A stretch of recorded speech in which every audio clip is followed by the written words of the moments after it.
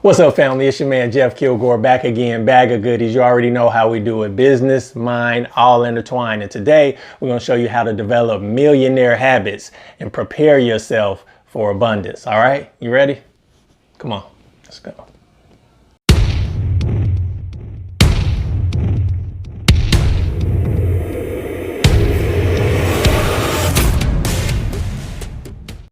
Welcome back, family. Again, it's your man Jeff Kilgore, bag of goodies, and you know how we do it. No filler, no fluff, just straight value. We're gonna get straight to the facts. All right, today we're gonna show you how to develop millionaire habits and so that you can prepare yourself for abundance. All right, let's get right to it. Now, the very first thing that you want to do is wake up early.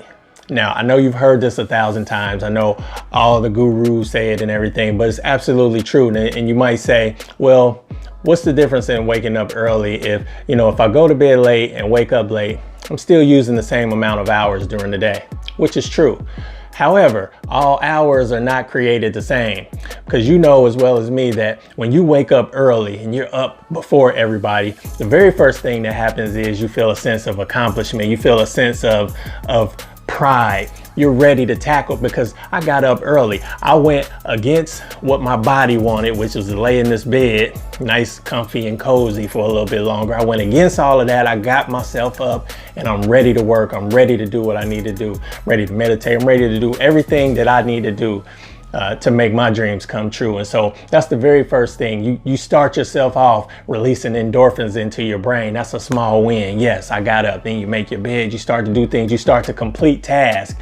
Then you're ready for success. But wake up early. All hours are not created the same. Those 2 hours between 6 a.m.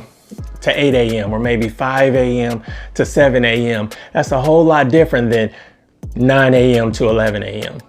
You know what I mean? Or 8 a.m. to 10 a.m. It's just different because you have quiet time. You're able to study. You're able to meditate. You're able to, write your goals down. You can do all the things in peace, in quiet, and you can get it done before you start the rest of your day. Now, once you do this, once you start this wake up early habit, what you're going to have to do is form another habit that goes right along with that, which is go to bed a little earlier. Now, you can't deprive yourself of sleep. This is very important. So sleep is very valuable. And the further along you go in this process, you'll start to realize and you'll start to put more value on your rest and your sleep time. Okay. Now let's move on to number 2. You want to treat failures as wins and as lessons. And it's really self-explanatory. When you attempt something, you try something new. There's this idea I had, I wanted to try it and it didn't work out. So you call it a failure. And indeed it may be. However, don't just look at it as a failure and throw it in the trash and move on. No, you look at it, okay, that was a failure. However, what did I learn from it? What did I gain from that? Now that I've done that and tried it and seen that it didn't work, am I completely finished with that idea, period? Or do I need to just tweak it a little bit? And this is where the lesson part comes in. See, every failure is not just a complete failure. You can treat it as a win because it's a win. It's a win in the fact that now I know what not to do. Now I know what doesn't work. And that's why it's a lesson as well, because I became smarter by going through that so-called failure. So when you go through a failure, you've learned, you've gained experience. Now I know something that does not work. I'm one up on the game. Now I can do things and I can move forward. But since I did it and failed, I have that experience and I have that lesson. I've learned what does not work. All right. So treat your failures as wins/lessons. All right. The third thing that you want to do is you want to read daily. Now, this is another thing. I know you've heard it 1,000 times. However, it's very important because when you read daily, you continue to stimulate your mind. You continue to add layers and layers of information. Your subconscious mind does not learn by just hearing something once, seeing something once. You have to continuously pour information into your subconscious mind to get it to understand exactly where your goals are, where you're headed, what it is that you're trying to achieve. And so this is why you can read a self-help book one time and you say, man, that book was great. It had some nuggets and that was some good information. You know what I mean? And you say, well, did your life change after you read it? No, not really. It was a good book though. Your life didn't change because your subconscious mind doesn't learn by reading it just once. You have to read it over and over, or at least apply those principles that you learned over and over. Make those principles that you learned a habit. Make those things an everyday occurrence in your life. And then your subconscious mind will begin to change. It'll begin to instill those beliefs into your system, and then you start to just perform those habits every day without thinking about them. Once your paradigm changes, which is a collection, a multitude of your habits, and I'm going to be making a video on paradigm shifting here shortly, but once your paradigm changes, then your behavior changes automatically. You don't even have to think about what you're doing because it's in you. This is what you do. Like when you get up to go to the bathroom, you don't think about walking. You don't think about swallowing when you put food in your mouth. This happens automatically because it's in your paradigm. Your subconscious mind is running all of that. 95% of everything that you do behind the scenes, your subconscious mind is running the show. All right. So you got to read daily. You have to continuously pour information into your mind that's going to help you on a daily basis. All right. The next thing you want to do is spend money. Now, I know that sounds kind of odd, kind of weird. You're like, okay, I'm trying to develop millionaire habits and you're telling me to spend money. I'm trying to save money so I can become a millionaire, right? Well, wrong. No. What I mean by spend money is you're going to have to invest in yourself. Invest in yourself wholeheartedly and invest in yourself with a cheerful heart.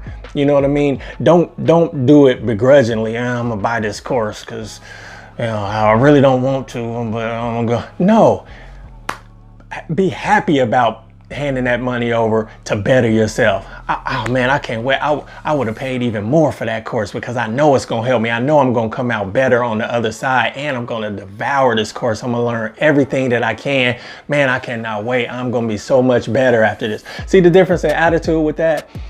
When you give and you invest in yourself begrudgingly, then you're already putting a vibration on the whole situation that's not working in your favor. So what you want to do is you want to be cheerful about it. You want to be happy that you're investing in yourself because you knew and you know that you're going to come out better on the other side once you consume whatever it is that you invested in yourself, right? So you want to not be afraid to invest in yourself. Quit being cheap, especially when it comes to yourself. Don't be cheap. You're the most valuable thing in this world to you, right? So don't be cheap with the most valuable thing in this world to you, right? We always want to skimp on ourselves and then try to go all out in other areas when our own self is trash. You know what I mean? No, we changing that around. We're going to make ourselves be the prize, right? We are the prize. You are the prize. You know what I mean? So invest in yourself willingly, cheerfully, happily, and you'll start to put a vibration on whatever that situation is that can't help but prosper from that point. All right. All right. Now let's move on to the next one. You're going to have to exercise consistently, right? You might say, I'm not trying to be buffed. I don't want to be a fitness model or, I don't want to be a swimsuit model or, ladies or whatever. It's not about that.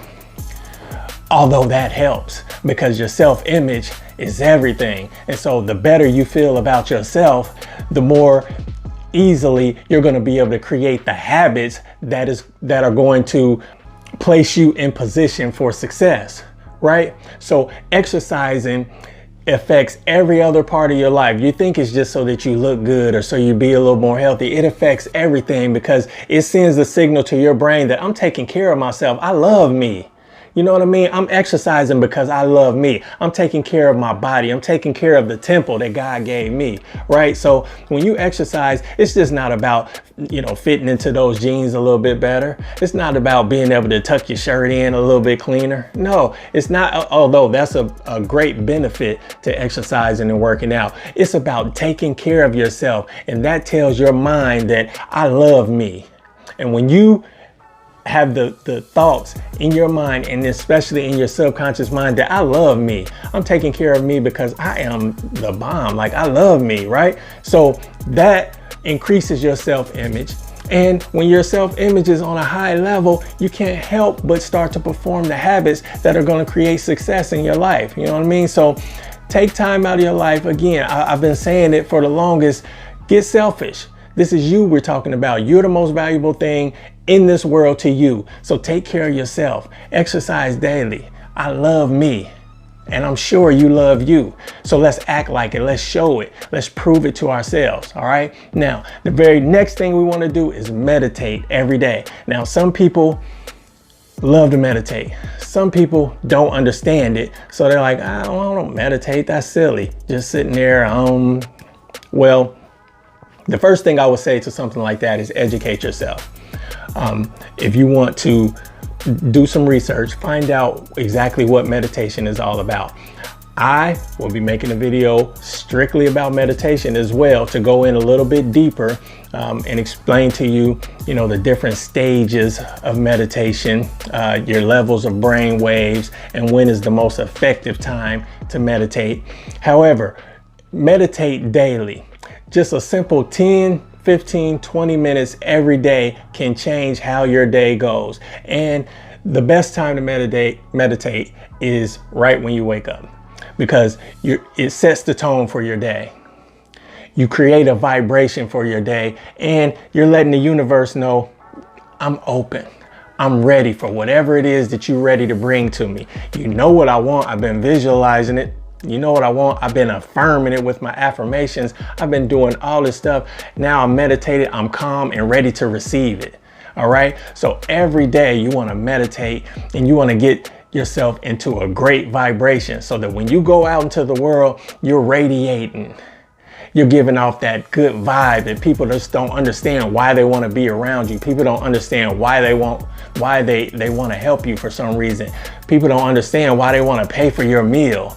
They don't get it, but what it is your vibration. And if you do that every day, your life is going to be amazing, period.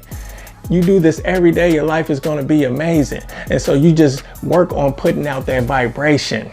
Work on radiating positivity and love and happiness. Everything that you want, put it out into the world. And the universe or God will bring it back to you. All right? So go ahead and take time to take care of yourself.